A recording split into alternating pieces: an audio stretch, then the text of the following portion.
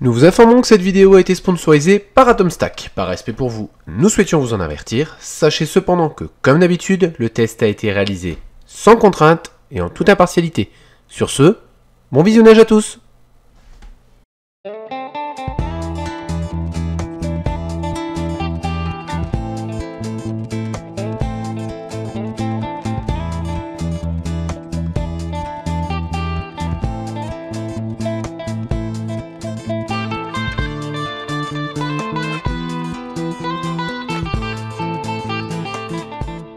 Salut les makers, CrazyLoob. Je vous ai présenté à plusieurs reprises sur la chaîne les machines de gravure découpe laser, donc que ce soit pour du grand public ou de la PME.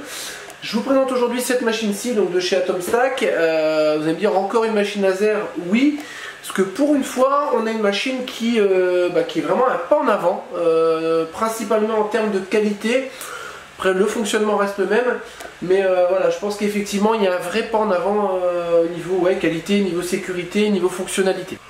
La machine est de belle conception, donc entièrement en aluminium, que ce soit les profils, les différentes pièces support, les pieds, etc. Donc, ce qui la rend vraiment très robuste et durable. Au niveau du guidage, c'est un peu comme pour toutes les autres machines, hein, donc système de galet renforcé et puis petit moteur avec courroie. Si ce n'est qu'on n'aura qu'un moteur sur l'axe Y avec une barre qui emmène le mouvement de l'autre côté. Petite sérigraphie un peu partout, donc la marque et puis des petites mesures sur les bras pour placer la pièce. Le boîtier pour la carte de contrôle, donc pareil, qui est en aluminium rigide, donc la carte est bien protégée. La petite barre dont je disais qui emmène le mouvement de l'autre côté, donc ce qui évite en fait aux deux côtés du laser de désolidariser, hein, donc voilà, ça améliore le positionnement. On a quelque chose qui est quand même très robuste. Au niveau du laser, on a un système de chariot qui ne m'a pas l'air très pratique à voir à l'usage. Je pense que c'est pour le focus, donc on doit avoir un laser focus fixe, ce qui n'est pas forcément l'idéal à mon sens. Au niveau de la connectique, donc un USB et une alimentation comme d'habitude, donc ça c'est assez standard, hein. Le transformateur est bien évidemment fourni, le petit moteur de l'axe X. Oui, donc je vais dire un laser typique, mais voilà, avec des belles matières et une belle conception. Donc comme je disais, en fait, les petites règles sur les axes pour positionner, pour aider à positionner une pièce. Bon, c'est un peu gadget, mais pour ceux qui font de la série ou qui travaillent en quantité, ça peut quand même faire gagner pas mal de temps. Moi, j'utilise le logiciel pour ça. Le petit carter vert qui vient cacher le laser en fonctionnement. Donc ça, c'est plutôt pas mal en termes de sécurité. On va faire un petit test, mais voilà, à première vue, on est sur quelque chose de très qualitatif. Concernant l'utilisation, j'utilise comme d'habitude le logiciel Laser GRBL, donc qui est un logiciel gratuit. Alors, je me connecte à la machine en utilisant bien le bon port COM. Ensuite, je teste, donc la machine bouge convenablement, donc c'est qu'il n'y a pas de souci, c'est paramétré comme il faut. Donc la première chose à faire en fait, ça va être quand on veut graver une pièce, de régler le focus du laser. Donc le focus du laser, en gros, c'est le faisceau iconique et le but c'est d'avoir le faisceau qui tape la pièce au niveau de la partie la plus pointue. Afin de pouvoir régler le focus, il va falloir pouvoir allumer le laser. Donc le firmware GRBL 1.1 présente une sécurité en fait par défaut si la machine est en mode IDLE, c'est-à-dire en mode pause, on va dire le laser par défaut ne peut pas s'allumer. Donc en fait il va falloir taper la commande G1 G91 X 0.1 F5000. Donc en gros on va faire croire à la machine qu'elle est plus en mode IDLE tout simplement. Et ensuite on va pouvoir marquer M3 S1. Voilà, donc juste pour allumer un tout petit peu le laser. Donc je vais nous régler là-dessus avant de valider la commande. Voilà. Et le laser du coup s'allume. Donc on voit le petit point qui apparaît. Donc l'avantage c'est qu'on peut faire le réglage à l'œil nu puisque on a un petit carter de protection. Donc pour régler le focus, je dirais que c'est peut-être quand même le défaut de cette machine. En fait on n'a pas une bague de réglage. On a ici un système de réglage en fait avec un chariot qui vient glisser. Donc là c'est malheureusement un défaut vraiment que je trouve très dommage. Voilà. Voilà, donc pour régler, on vient monter, descendre jusqu'à trouver la plus petite taille possible de points. Voilà, donc une fois que c'est fait, non, je pense que je ne suis pas encore bon. Voilà, je suis pas mal. Une fois que c'est fait, on resserre les deux vis. Voilà, donc là mon focus est correct. J'ai déjà ouvert un fichier, j'ai déjà montré sur une précédente vidéo comment faire, mais je vais vous le remontrer une nouvelle fois. Donc on ouvre une image. Donc ici on vient choisir le type de gravure qu'on souhaite. Moi en l'occurrence je veux des petits points, hein, tout simplement. Donc, je peux afficher les aperçus ou non. Ensuite je fais suivant. Ici je peux paramétrer mes dimensions de plaque support. Donc ma plaque faisant 90, je vais la réduire plutôt à 85. Voilà, donc on aura une hauteur de 37,8 pour le logo. On a les cycles d'allumage extinction qui sont bien M3, M5 puisque c'est du GRBL, on peut créer. Voilà, par contre je vais juste faire une chose, c'est réduire un petit peu la puissance du laser, parce que 20 watts sur du bois ça va taper.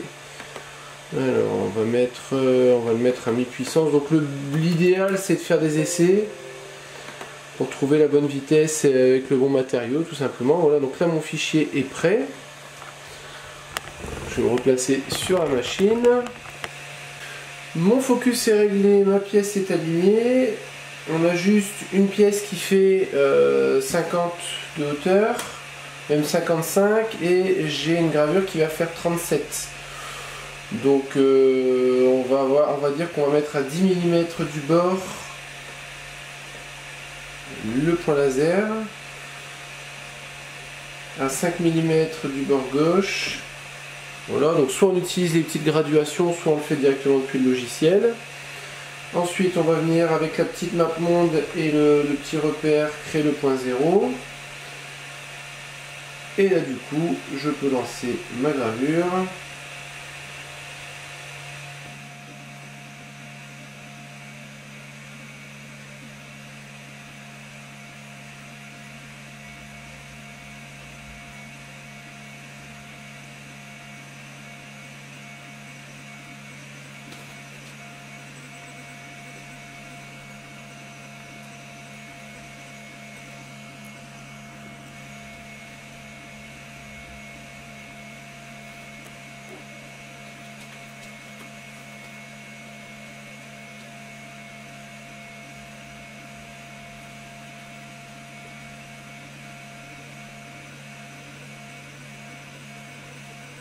Voilà donc le résultat.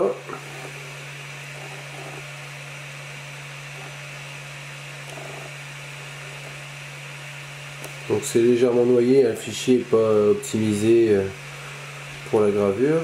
Et on a quelque chose qui est très correct. Et pour un temps de gravure relativement court, hein, puisque ça a pris 2 minutes à graver, qui est beaucoup plus long avec un laser 8 bits traditionnel. Si je devais donner une note à la machine, je donnerais sans doute à 7,5 sur 10. On est sur une conception de belle qualité, des pièces de bonne qualité également. C'est intelligent, c'est beau. Voilà. Après, même si c'est secondaire, ça reste une machine, mais voilà, l'esthétique peut avoir son importance. Voilà, la carte de contrôle est dans un boîtier en dur. Voilà, on a quelque chose de vraiment sobre, épuré, fonctionnel. La petite barre centrale en fait qui synchronise les deux côtés, ça évite d'avoir des torsions au niveau du bras principal.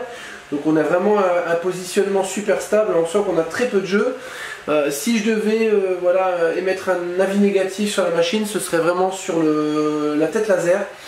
Voilà, selon moi le laser à focus fixe, c'est-à-dire avec une tête qui n'est pas réglable, ça oblige à avoir ce petit chariot. Ça manque vraiment de précision. Voilà, c'est vraiment quelque chose pour moi qui est un peu dommage.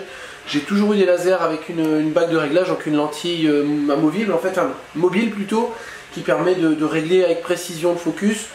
Là, ça reste vraiment assez aléatoire, même si ça fonctionne. Bon, c'est vraiment quand même un point négatif là-dessus. En tout cas, malgré tout, dans l'ensemble, je vous recommande la machine. Je vais voir de mon côté si éventuellement je trouve pas une solution pour mettre une lentille mobile, enfin, ouais, mobile, c'est le mot.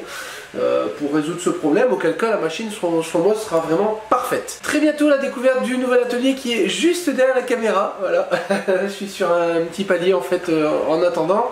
Voilà, je voulais proposer un petit contenu entre deux histoire de vous mettre un petit peu de pinceau là-dedans. Si vous avez des questions, des commentaires sur la machine, n'hésitez pas à laisser juste en dessous de la vidéo. D'ici là, likez. Partagez, faites un petit peu attention hein, avec le nouveau confinement qui vient de tomber. Là on est le 31 octobre pour vous situer, donc c'est vraiment tout frais, donc voilà, j'insiste, hein, prenez vraiment bien soin de vous. Malheureusement pour ceux comme moi qui sont obligés d'aller travailler, comme tous les gens qui sont dans la santé hein, ou dans d'autres métiers, en caisse, etc. Bah, bon courage à vous. Prenez soin de vous et je vous dis à bientôt pour de nouvelles vidéos.